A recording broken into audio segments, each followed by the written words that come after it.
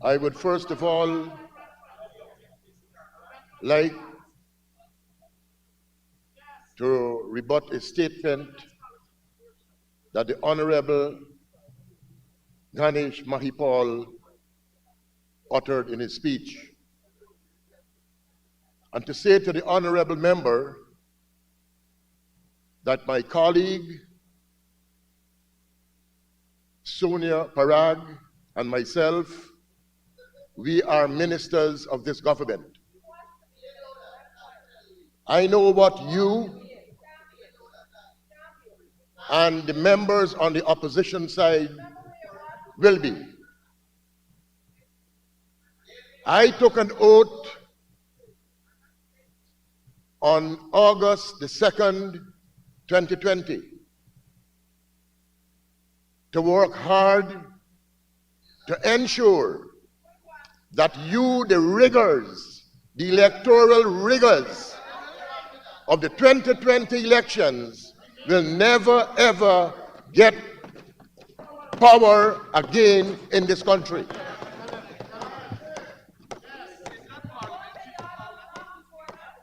Myself and Minister Parag, along with my colleagues, led by Dr. Mohammed Irfan Ali, has been working hard day and night for the people of this country.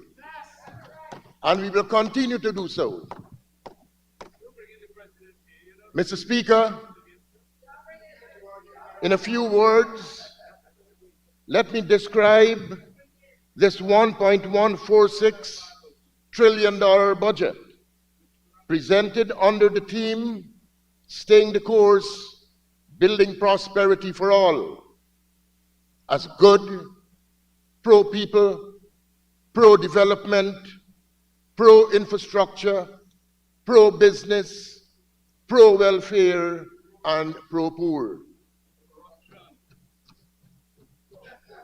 This budget is fiscally balanced and shows how we plan to manage our financial responsibility in a prudent manner. I say without fear of contradiction that this is the most comprehensive, well thought out, and down-to-earth budget that the Senior Minister of Finance has brought to this August House on behalf of the People's Progressive Party civic government. By bringing this budget to the House, we have outlined our vision to continue staying the course, thereby ensuring prosperity for all. Of course, even with oil resources, this PPPC administration has not lost and will not lose sight of the goal and purpose, which are to have better financial management of all resources, including oil and gas, to catapult Guyana's development while making up time for lost dark ages under the APNU AFC rule. Similarly, this PPPC government will accelerate and sustain the growth which we have achieved so far by making sensible decisions and careful planning based upon grassroots information. From 20-year-old Navin Singh of West Coast Berbice, 50-year-old Michael Bryan of Victoria East Coast Demerara, 38-year-old Shalini Fraser of Linden, Region 10, to 18-year-old R.K. Sharma Singh of Region 2, and 76-year-old Samantha Ignatius of Region 1. They confirmed that this budget offers hope and a path to prosperity while staying the course. Mr. Speaker, I now turn to some measures in Budget 2024. Mr. Speaker, the PPPC government brought this budget in very troubling regional and international times, when the Caribbean and the world are still grappling to put their economies back on solid footing. After the damage done by COVID-19, there are two wars happening at the moment, resulting in food shortages and scarcity of resources. In sharp contrast, Guyana is blessed to have bountiful resources that the PPP government is exploiting for the human and infrastructural development. I shudder to think, if the other side were in power, they would have exhausted Guyana's wealth, taken it 4 steps backwards into bankruptcy and financial ruins. Mr. Speaker, never, never, never again. Let it be remembered that the APNU AFC had an atrocious record in office. In 1992, when the PPPC government took office, every single sector was in the red. Total bankruptcy. Mr. Speaker, we built this country back and struggled with our people all the way to financial viability. When they got into power, here again, when they got back into power, here again went on a rampage of spending up all the monies in the treasury. Forestry, education, gold, bauxite, tourism, health, and finance, to name a few, were all struggling. In 3 years' time, Dr. PPP was healing the sectors, bringing them back to financial viability while making sound and well-calculated investments in our people. Mr. Speaker, this is progress. Mr. Speaker, this is growth. Mr. Speaker, that is vision. Now, Mr. Speaker, the PPPC government has once again come up with key measures which we will implement to keep our economy along the right path. Budget 2024 does not promise the public that it will significantly increase old age pensions within the first 100 days of being in office like the coalition did. As a matter of fact, the APNU AFC had a deceptive manifesto, empty and nothing for all. Mr. Speaker, according to Guyana Times newspaper and Kaieteur News, March 31st, 2015, they promised significant increases to pensioners. We know that the AFC APNU only increased the pension by $1,475 on average per year. The APNU AFC administration, whilst increasing the pension by $1,475 on average, thus like thieves in the night, took away the pensioners' water and electricity subsidies. The pensioners were left with nothing. They ended up paying millions more. If this is not sad, then I don't know what is. The senior citizens are still waiting on the newly remodeled centers or homes and other reliefs.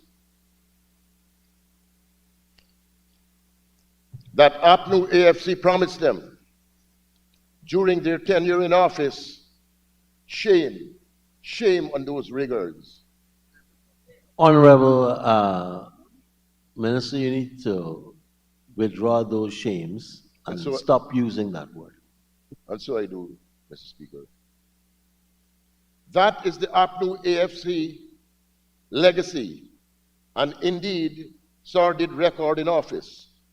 So don't come here now to lecture the PPPC on addressing issues regarding the senior citizens. Mr. Speaker, compared to that of the dark period, this budget offers the seniors a more practical and realistic increase. We have steadily increased the old age pension that moved up from a shameful pittance that AFC APNU gave to seniors to $25,000, representing a $4.5 billion investment in 2021. It was later increased in 2022 from $25,000 to $28,000, placing another $2.3 billion of disposable income in the hands of our elderly.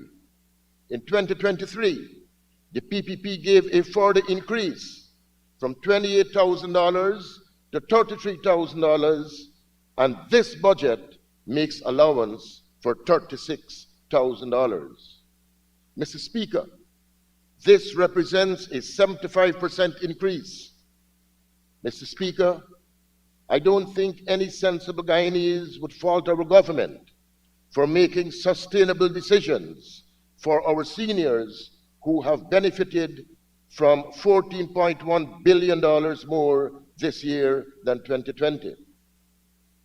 Mr. Speaker, let me say lucidly, this budget 2024 is jam-packed with projects and policies which are geared towards improving the lives of the ordinary Guyanese in the short term and, more importantly, long term.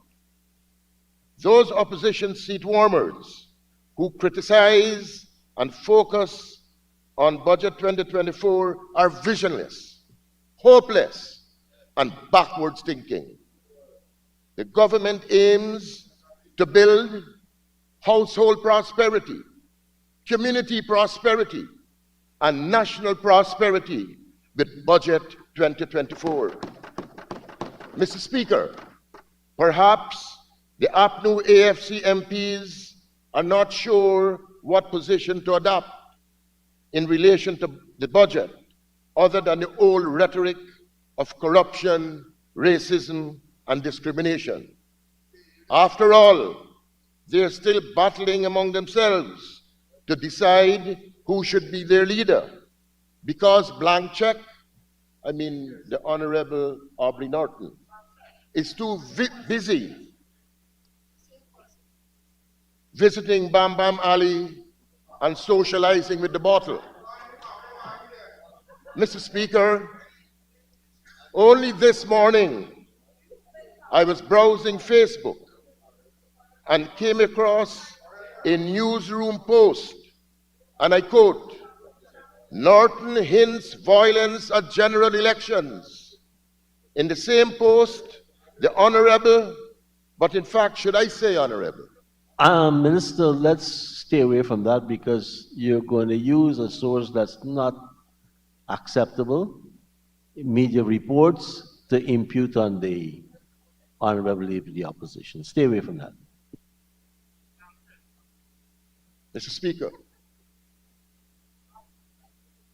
I would like to remember, to remind, and refresh members of APNU AFC of a song, "This Time a Long Time."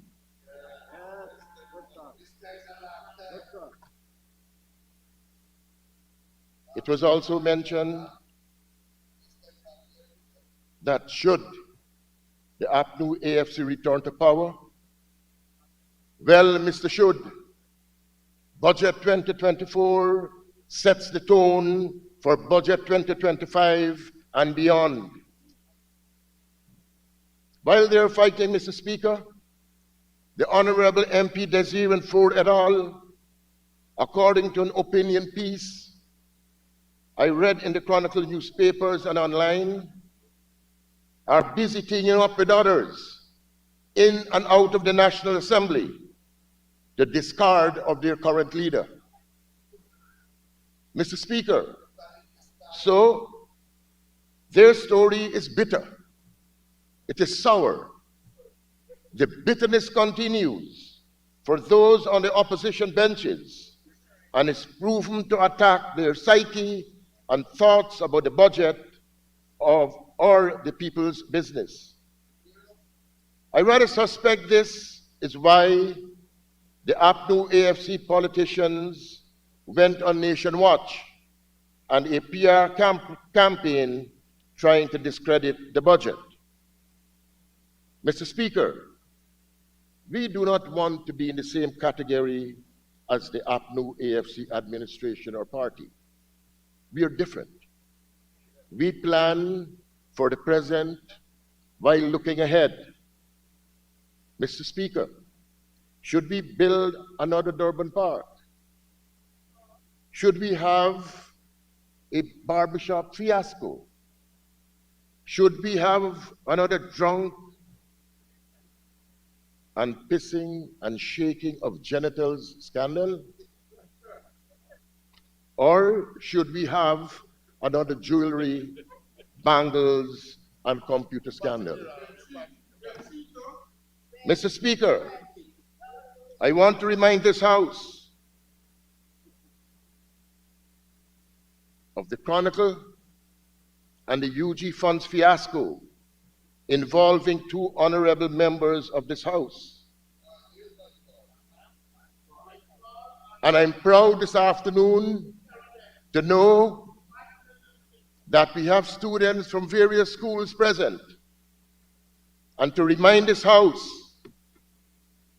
that the Honorable Ganesh Mahipal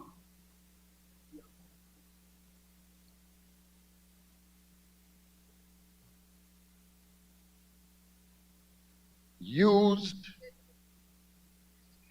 funds from the UGSS committee without any authorized approval. That, for me, amounts to misappropriation of funds. Honorable Minister, using without permission and I don't equate them. So take out the last part. Okay. So I do, Mr. Speaker. Mr. Speaker, I want to remind this House also that it was Sherrod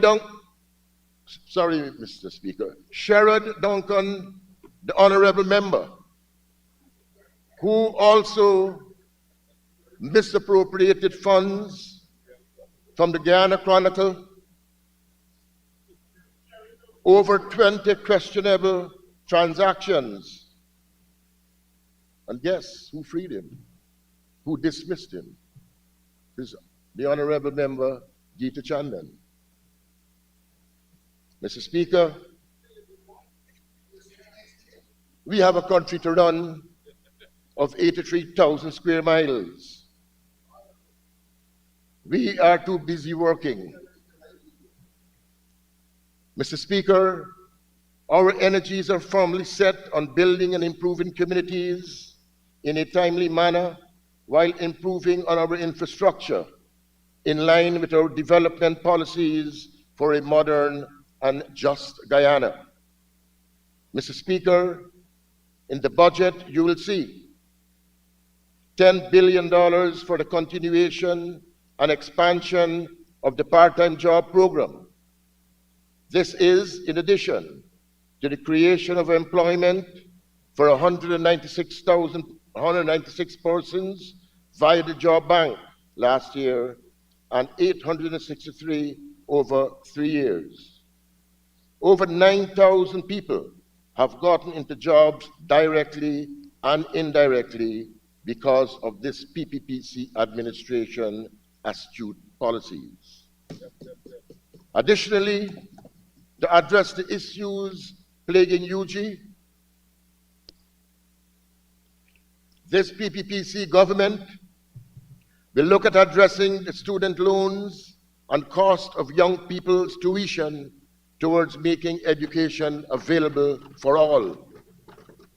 Mr. Speaker, we plan on increasing the monthly income tax threshold from $85,000 to $100,000, making 13,000 persons being removed from paying income taxes, which will result in a $4.8 billion increase in the disposable income of workers. $7 billion allocated for measures to be determined after consultations with stakeholders aimed at maintaining production while containing the impact of the price increase.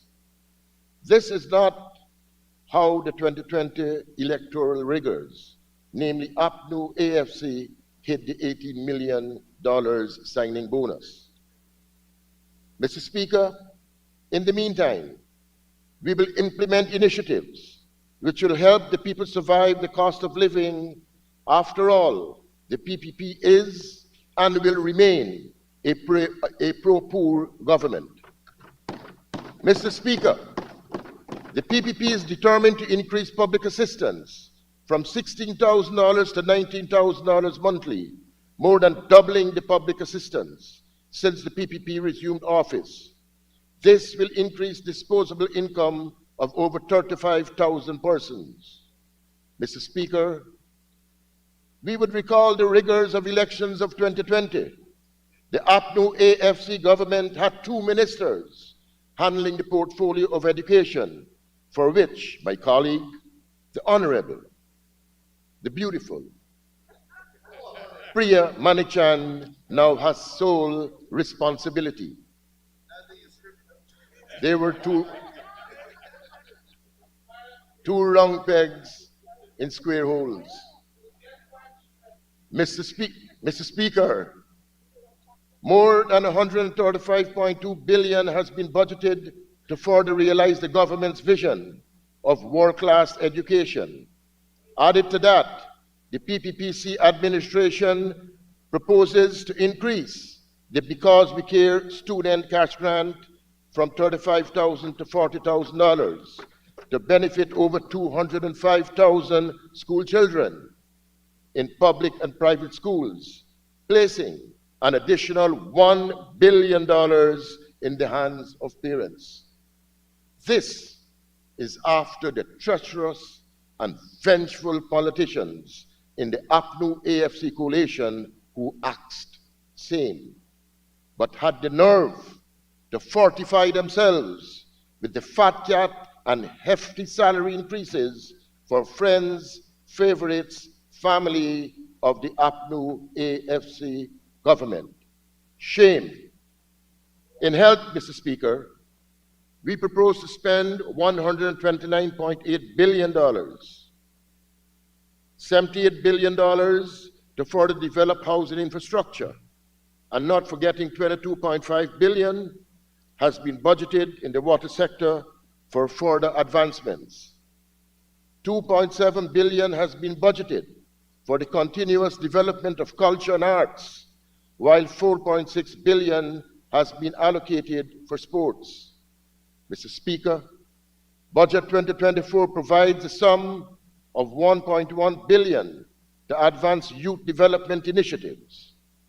I pause here to address something the Honorable Opposition Leader said in the social media. The Honorable Member said he does not think this government is serious about youths and young people. Mr. Norton should be the last person to express this sentiment and should hang his head low, really low, very low. I'm going to remind this House of his record on youths and children. The APNU AFC downsized the Youth and Sport Ministry into a department. A whole Ministry of Youth was not in existence during their tenure. Little or very little investments, if any, were made in young people's development, and hardly any importance was given to see them excel. There are no scope for young people to be part of the decision-making process. Then at the level of the APNU AFC government, They shatter the dreams of young people, relegating them to nothingness.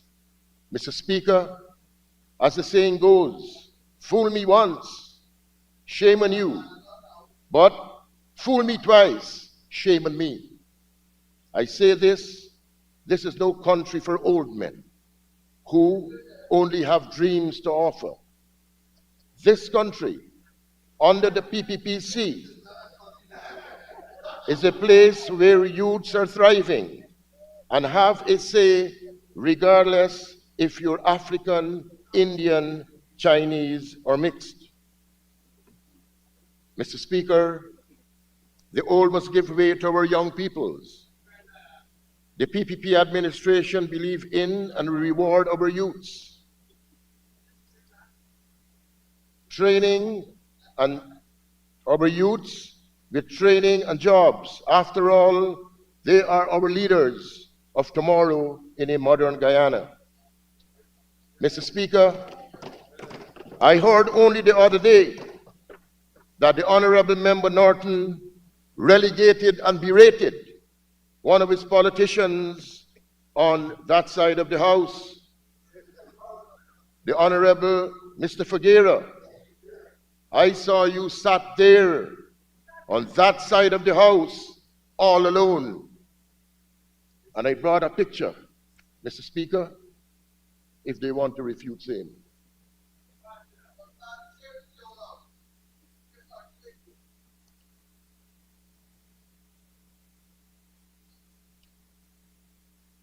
Mr. Speaker, I want to categorically state that on record as saying that our first peoples, who have always been on our side through good and bad times, will not be forgotten by this PPP administration.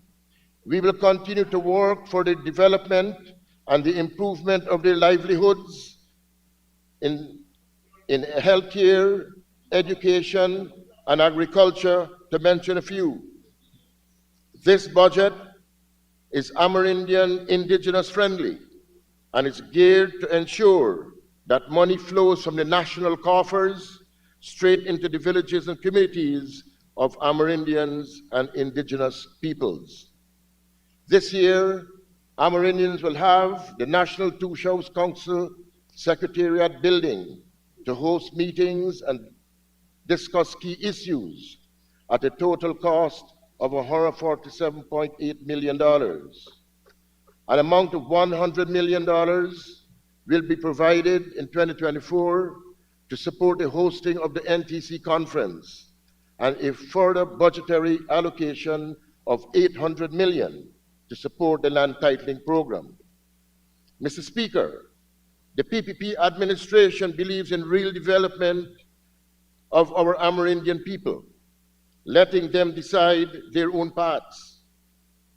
It is already known far and wide that we care for our Amerindian brothers and sisters.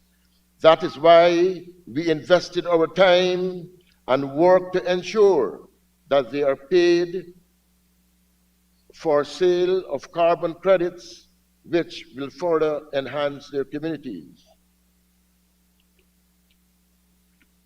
Mr. Speaker, local democracy and regional development are the cornerstone of the Ministry of Local Government and Regional Development. The PPPC had to rebuild democracy, which was wrestled away from municipalities and neighborhood democratic councils by the APNU AFC government. Mr. Speaker, this government is focused on building institutional assistance to foster accountability in each community across Guyana. We want to have transparency and accountability in all the municipalities and neighborhood democratic councils. This government has been advancing the infrastructure development and enhancement across communities in the year 2023. Mr. Speaker, this year we will provide direct cash assistance through subventions of our local democratic organs. In 2024, 1 billion is budgeted to be transferred to LDOs as subventions. This means that we will be ensuring that each LDO deliver on their work program. Mr. Speaker, additionally, over 50 million is budgeted for the rehabilitation of LDO buildings in various communities. Some of these buildings were falling apart under the watchful eyes of the then Ministry of Communities, and nothing was done. The Ministry of Local Government and Regional Development will ensure that these subventions will be spent with the strictest adherence, because in the end, it is the communities that will suffer. Mr. Thank you, Speaker, Minister. For you to conclude, you need an extension of time. Thank you, Mr. Speaker. I would like to ask that the honourable member be given 5 minutes to conclude his very good presentation. Thank you. Thank you, Minister Teixeira. Honorable Minister, you may continue. Mr. Speaker, this year, the PPPC government will see the construction of 3 bridges from Wanaina to Wauna, the construction of bridge and timber revetment at Barima End Access Road, and the rehabilitation of the Morocaico Road. Mr. Speaker, the progress continues in Budget 2024 with the construction of health huts at Tobago, Bamboo, Aranca, Eyelash, Triangle, and Wanakai, and the construction of living quarters at Mabaruma Hospital. Mr. Speaker, I trust the APNU AFC is listening. Budget 2024 will make provision for the construction of revetment at Hague and Kingston Cokers, the construction of RC Bridge at Hague, and rehabilitation of bridges at Schoonhoven and Carricaria will also take place. Mr. Speaker, let me say that in this budget, the PPP plans to construct plans for the construction of revetment at Mahaika and Enmore, construction of timber sluice door at Buxton, and construction of bridges and 2nd Cross Street, Mahaika. Rehabilitation of Maibukuri Cattle Bridge and the construction of Meadows living quarters at Platenka Health Center and the purchase of an ambulance are also planned. Mr. Speaker, we will see the upgrading of a section of Woweta Road with asphaltic concrete.